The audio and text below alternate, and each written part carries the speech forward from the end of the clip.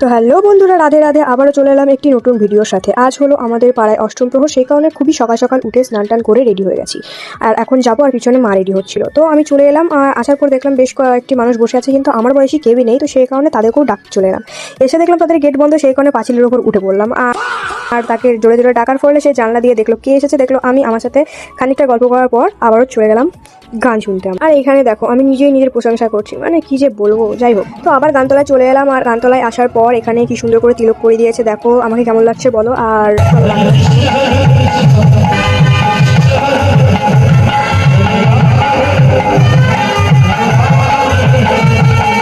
এদিকে দেখো সারাদিন কারোর খোঁজ নেই, কিন্তু এখন যে নীলা শুরু হবার পালা, তখন এসে সবাই নিজেদের নিজেদের পজিশনে বসে পড়েছে।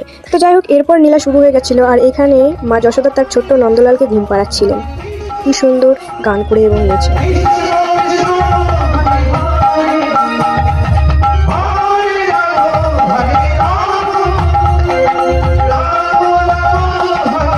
যাই হোক, এই ছোট্ট মিনি ব্লগে সবটা দেখানো তো সম্ভব নয়, তবে যতটুকু পারছি ততটুকু দেখাচ্ছি। আর এখন আমরা দেখতে পাচ্ছি যে এখানে আমাদের সেই ছোট্ট নন্দলাল যখন একটু বড় হয়, তখন তার মায়ের সাথে কেমনটি দুষ্টুমি করে।